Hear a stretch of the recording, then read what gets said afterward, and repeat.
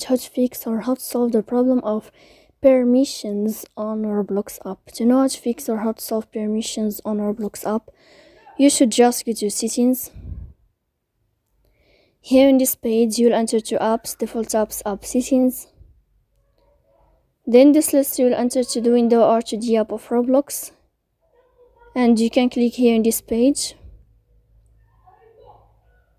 After that, you can click on first stop and you can click OK. Here we'll enter to the window of storage.